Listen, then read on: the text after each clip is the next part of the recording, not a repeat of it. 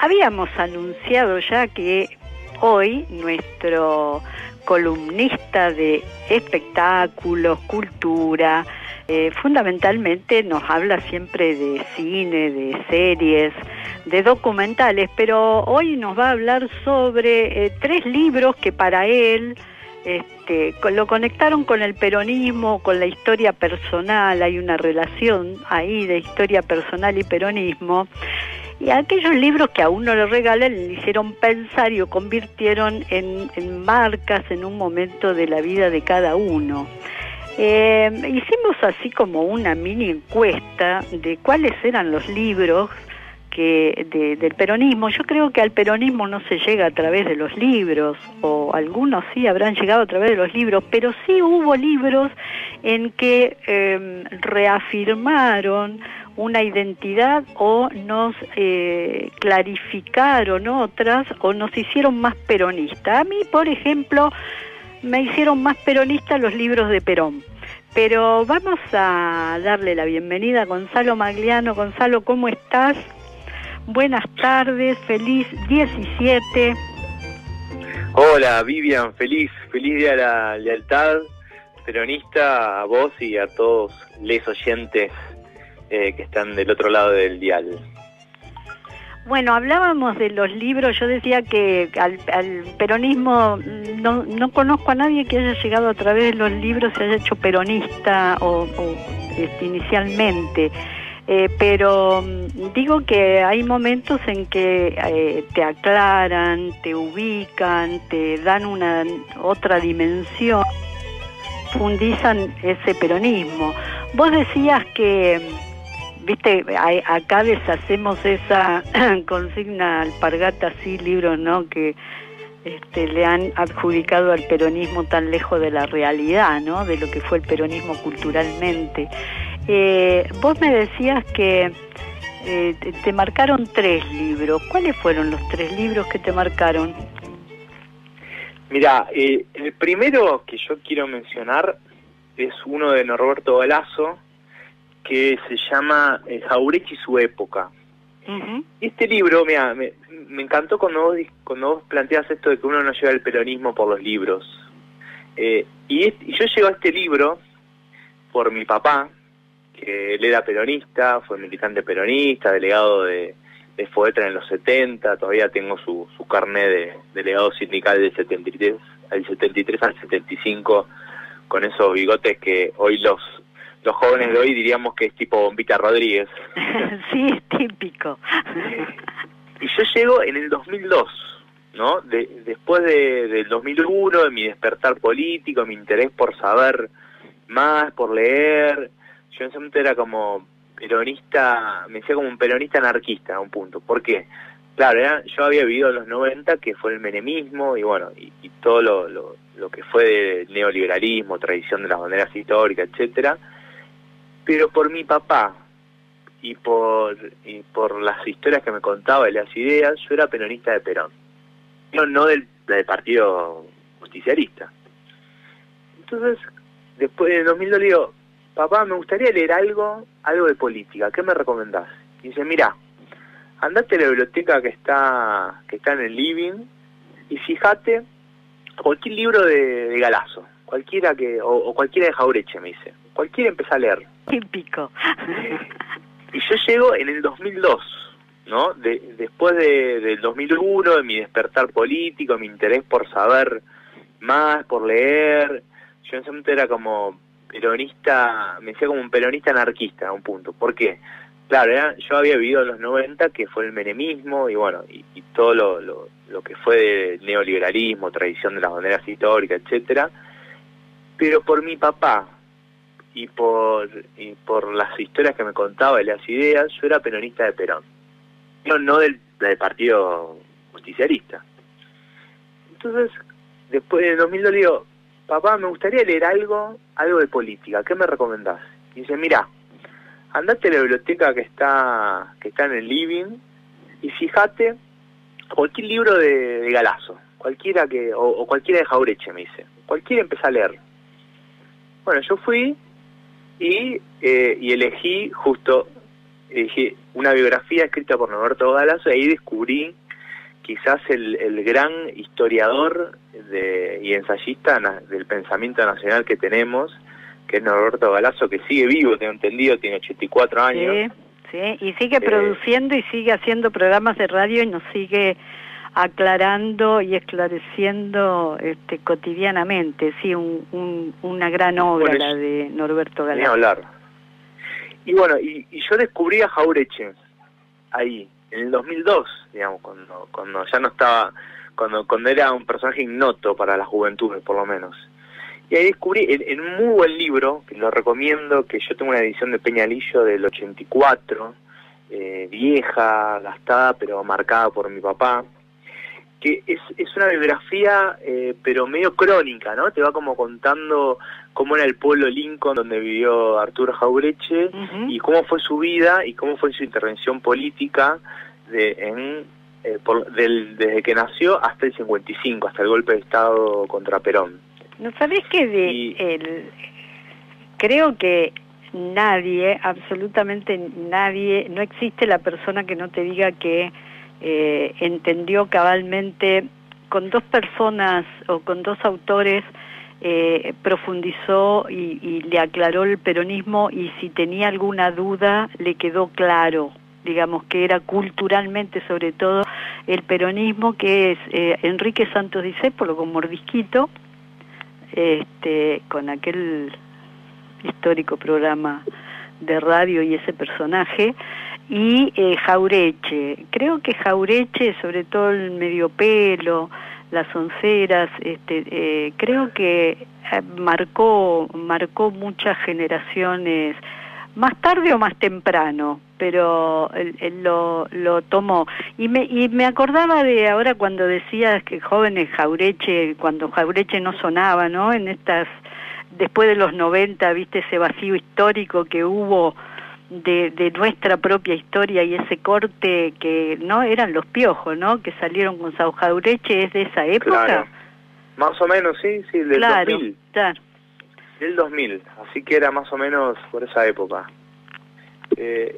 Y para mí lo interesante de este libro que traigo y recomiendo especialmente es que habla de la formación política de Jauretche y su gran movimiento político, que fue Forja, que era la Fuerza de Orientación Radical de la Joven Argentina, porque más que peronista, Jauretche se reivindicaba nacional, ¿no? Nacional y popular. De alguna manera, Forja fue ¿cómo decirlo?, el gran ideólogo de ese pensamiento, y fue una influencia muy importante de Perón también, digamos, cuando se da la revolución del 43, Jauretche y todo el grupo de Forja, Javier Ortiz, Homero Mansi, se acercan al GOU, al grupo de Oficiales Unidos, y a Perón, le empiezan a sacar material y se empiezan a reunir, y empieza un intercambio político y de ideas y de pensamientos muy grandes, y uno ahí ve que una de las grandes influencias y una de las grandes corrientes de conformación del peronismo tienen que ver con Forja, y es quizás no sé, la menos conocida, la menos estudiada, pero de ahí, digamos, las tres grandes banderas históricas del peronismo eran banderas que ya levantaba Forja en los 30, ¿no? La independencia económica. Sí, creo que hablamos de eso, ¿no? Es decir, los grandes procesos históricos no hubiese existido o hubiese sido difícil, nada tiene cortes tan abruptos, digamos, de Irigoyen, el proceso que hizo Irigoyen, después vino Perón, digo, son los procesos de búsqueda y de dirigentes y de corrientes en las que el pueblo va buscando, o los sectores populares van expresándose o van buscando como la salida de ese proyecto político que les es propio, digamos, ¿no? El tema es cuando coincide ese dirigente, cuando coincide ese líder, o cuando ese líder interpreta a esas bases, a esa búsqueda, ¿no? Entonces, creo que pasa por ahí esas lecturas en proceso, que también creo en eso lo hace Galasso, ¿no? Que tampoco viene del peronismo, en todo caso viene y él lo cuenta, viene de la izquierda nacional, pero que abrevan todos después en el peronismo, se suman y se encolumnan y que lo interpretan cabalmente. Tenemos un audio que creo que es un poco extenso, pero podemos escuchar una parte de Gabriel Fernández que habla de los libros, ¿te parece? Perfecto, me encanta, dale. Hola Vivian, feliz día para todos los compañeros. De la consigna, mirá, muy chico, de vacaciones en San Clemente, caminando con mis padres por la calle central y visitando esa librería que caracteriza a esa calle, con un librero muy inteligente y muy perspicaz. Yo quería adentrarme en los textos de Perón, quería conocer. Y había visto un pequeño libro que estaba posicionado en una batea, que decía el libro rojo de Perón. Era una extracción sin valor de lo que algunos estaban de acuerdo, como para situar el pensamiento. Mi padre miraba y el librero, muy inteligente, dice: mira, si querés leer a Perón, lee esto. Y nos da esa edición de Freeland de Conducción Política. Conducción Política es tal vez el libro más importante del general, porque no es solamente una instrucción relacionada con la dirección de un movimiento político, sino también un modo de organizar las ideas con una profundidad activa que orienta a todo aquel que se quiere aproximar a una actividad relacionada con los intereses populares. Recomiendo a todos Conducción Política desde aquel entonces, y desde entonces hasta ahora el resto de los textos de Perón. Es bueno acercarse a ellos. Es un poco extenso, pero bueno, es esto, creo que es bueno, los textos de Perón. No sé qué percepción tenés, pero vos, Gonzalo, que sos una generación bastante más chica que la mía y la de Gabriel y la de otros, que el tema de la juventud, en un momento, creo que muy sabiamente dejaron de leer a los intermediarios o a los intérpretes de Perón y fueron directamente a los libros de Perón, ¿no? Sí, hubo, sobre todo con el kirchnerismo y todo el proceso, digamos, de politización muy grande de la sociedad que hubo. Para mí hubo un rejuvenecimiento del peronismo, de alguna manera volvió a enamorar, porque, bueno, volvió a levantar ciertas banderas, volvió a confrontar con los viejos poderes de siempre, y eso llevó a estudiar, a militar y estudiar, y leer. Y además, mira, quería tomar una cosa que dijo Gabriel, que lo relaciono con este libro que yo comenté recién de Galazo, que tiene que ver la dimensión personal y la forma de transmitir ideas y sentimientos que tienen a veces los libros, ¿no? Mi papá me recomendó este libro, me lo acercó. Después me enteré que encima lo dejó cerquita como para que sea el primero que elija.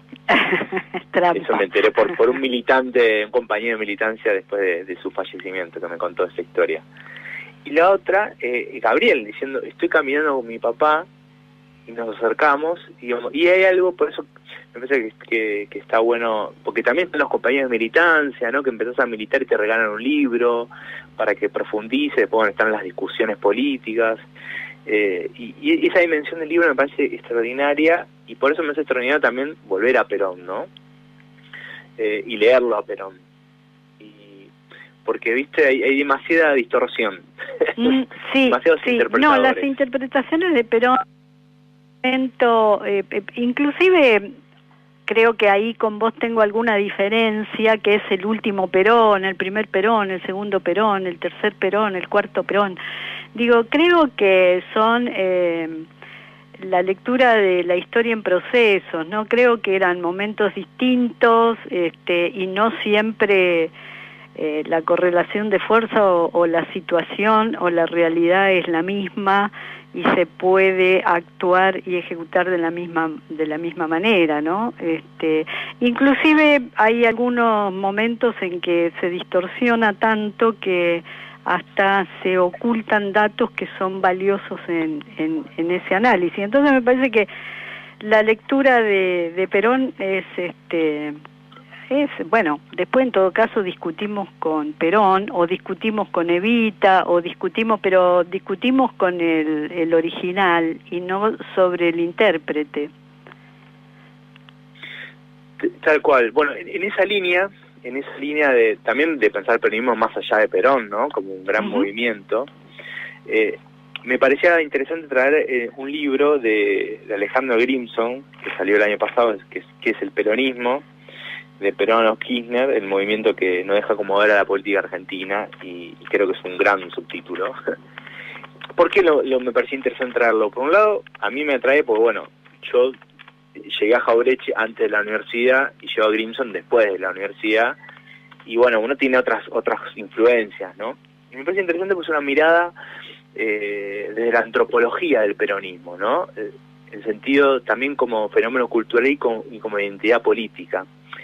Y él plantea que él discute mucho con esa idea de los que dicen que el peronismo puede ser cualquier cosa, que cualquiera puede ser peronista, que están es el famoso, no sé, signo vacío. Y él lo que dice, cuestiona tres cositas, que es como el eje por donde se va todo un trabajo histórico de muchos años estudiando el peronismo, que dice que hay tres problemas en general, que uno es pensar que todos los fenómenos políticos, salvo el peronismo, son sencillos. O sea, claro, que el comunismo, Gonzalo, que no sé, tenemos, se nos va terminando el tiempo, así que te pido que redondees el concepto del libro, así podés terminar. Perfecto. Bien la columna. Bueno, entonces, sobre todo lo más importante es, no se puede pensar el peronismo sin el antiperonismo. Y, digamos, como contraposición, y no se puede pensar el antiperonismo sin el peronismo, digamos, ¿no? Como esas reacciones que se van dando a nivel cultural que a veces exceden lo objetivo, por decirlo de una manera, ¿no? Y en ese sentido no se puede pensar el antiperonismo sin el racismo, ¿no? Contra los sectores populares, contra las cabecitas negras, etcétera. Entonces me parece que de una manera cultural más actual, de alguna manera, y analizando después de muchas experiencias, me parece que es un gran libro. Y el último libro que yo quería traer es un libro de crónicas periodísticas de una escritora y periodista que se llama Ana Basualdo, que en los 70 escribió mucho en la revista Panorama. Y tiene tres crónicas que a mí me parecen muy interesantes para ver el peronismo en ese momento, que una sobre Leonardo Fabio, antes del estreno de Juan Moreira, y cómo era, digamos, ese cambio entre del cineasta de culto a un cineasta popular. Y si hay un artista icónico del peronismo es Leonardo Fabio. Y después tiene una crónica de Eva Perón a 20 años de su muerte, y cómo los distintos sectores de ese momento del peronismo disputaban su significado, ¿no? Si Evita viviera sería montonera, bueno, etcétera, y con las discusiones de ese momento. Entonces, en ese sentido está bueno también ver que el peronismo fue diferente en diferentes momentos del tiempo, y bueno, sigue estando más vivo que nunca, me parece, hoy. Gonzalo, muchísimas gracias, feliz 17, que termines bien, y nos vemos en las próximas columnas, en los próximos programas.